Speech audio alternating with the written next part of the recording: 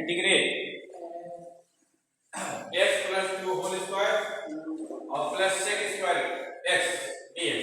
ठीक है, question number 7 क्या है? Integration of x plus 2 whole square और plus sec square x dx। ये आपका इस फंक्शन को इंटीग्रेट करना है ना।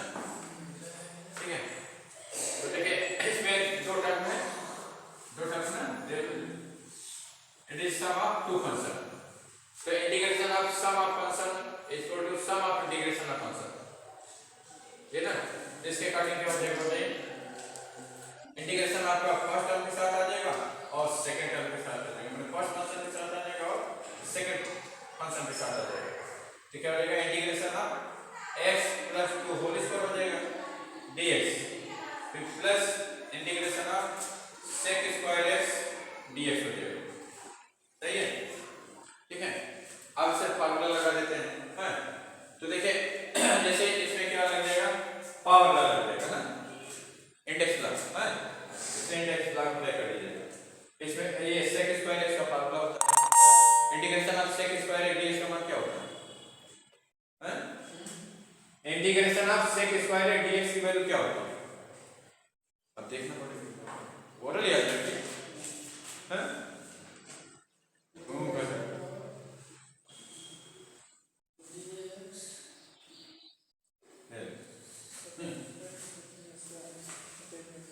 अब देखिए इस ये जो है जैसे integration of x into power n dx का फार्मूला इसको लगेगा, लेकिन ये जो है स्टैंडर्ड फॉर्म में नहीं है ना। ठीक है, तो इसको आप t मान सकते हैं ना, और स्टैंडर्ड फॉर्म में बदल सकते हैं, या फिर जो है हाँ जैसे इसमें फार्मूला लगा दीजिए और कोफिशिएंट ऑफ x से डिवाइड कर दीजिए। कोफिशिएंट ऑफ x से क्या करते हैं? डिवाइड कर देते हैं। जैसे इन जनरल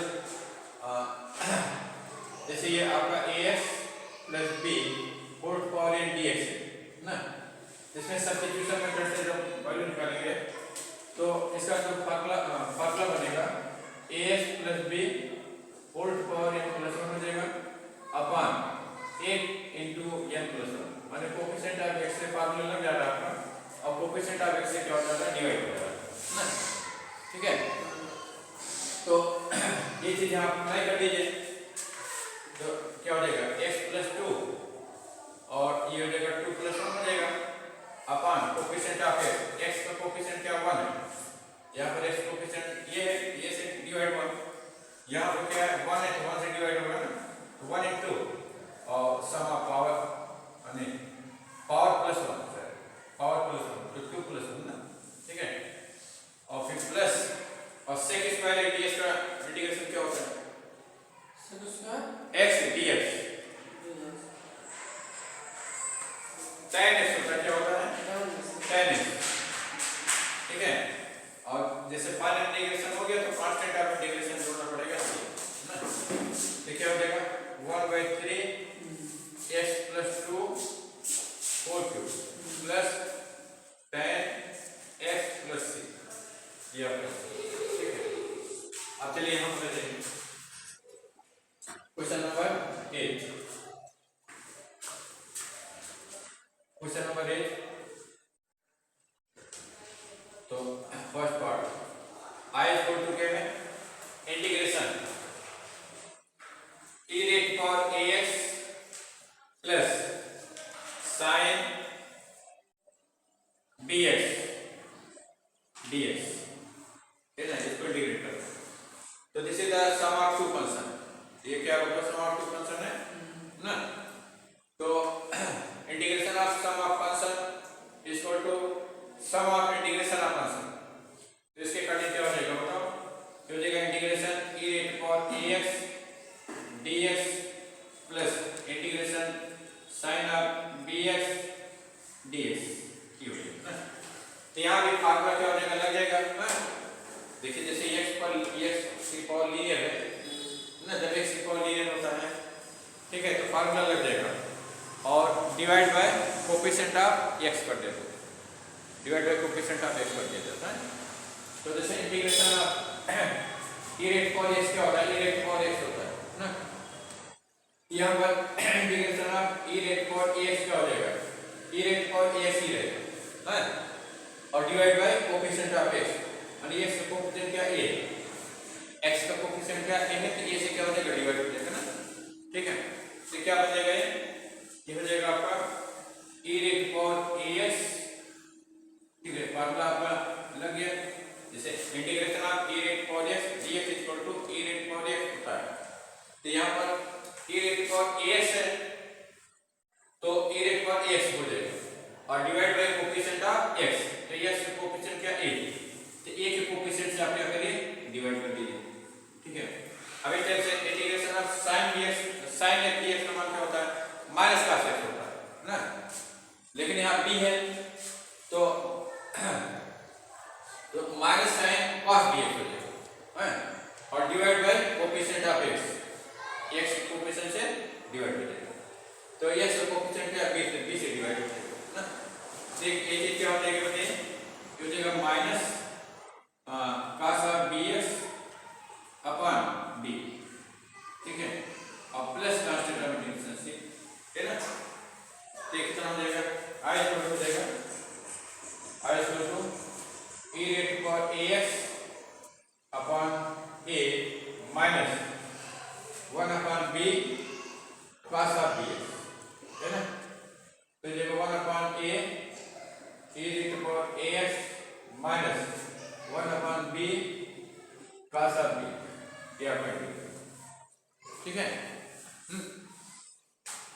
तो हम क्या देख रहे हैं कि फार्मूला लग जा रहा है और कोफिशिएंट ऑफ x से डिवाइड हो जा रहा है। किस केस में, जब लीनियर फंक्शन होगा, है, अभी लीनियर फंक्शन नहीं है तब भी नहीं लगेगा।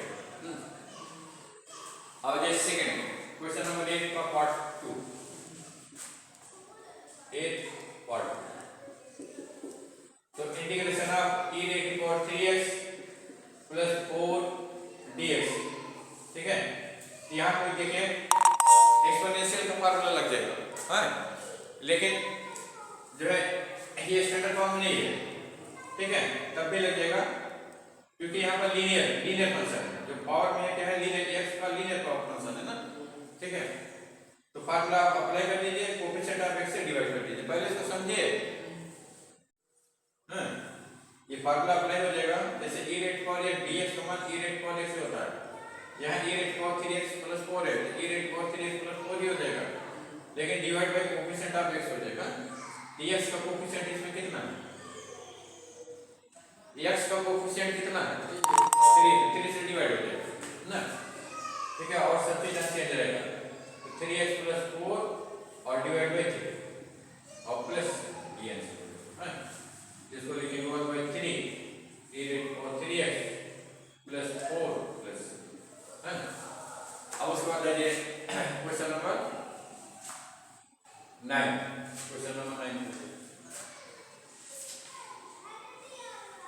तो क्वेश्चन नंबर 9 क्या है, integration of e rate for x और plus a x rate for n plus sin x और प्लस cos x, ठीक है, ठीक है, ठीक है। तो आई को कितना हो जाएगा, integration e rate for x dx plus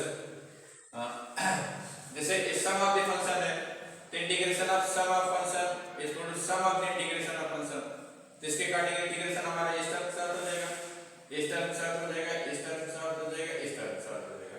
तो फर्स्ट टर्म के साथ हमने कर दिया, अब सेकंड टर्म के साथ लिख देते हैं, ठीक है, फिर थर्ड टर्म के साथ लिख देते हैं, फिर फोर्थ टर्म के साथ लिख देते हैं, ठीक है ना। अब उसके बाद देखिए, तो जैसे integration of e rate for x का मान क्या होता है, e रेट फॉर x रहता है ना, ये कांस्टेंट है, कांस्टेंट इंटीग्रेशन के बाहर हो जाता है ना, तो इसको बाहर कर दीजिए, क्योंकि integration of constant into function is equal to constant time integration of function, इसके according x rate for n upon n plus 1 upon n plus 1 हो जाएगा। फिर sin x का इंटीग्रेशन क्या होता है, माइनस cos x होता है, तो माइनस cos x लिख दीजिए, cos x का इंटीग्रेशन sin x होता है, तो sin x लिख दीजिए, ये फाइनल इंटीग्रेशन है इसलिए कांस्टेंट ऑफ इंटीग्रेशन c लिख देते हैं, हैं। तो i इक्वल टू कितना हो जाएगा, i equal to e rate for x और plus a upon n plus 1, ठीक है, n plus 1 x raised to power n plus 1 minus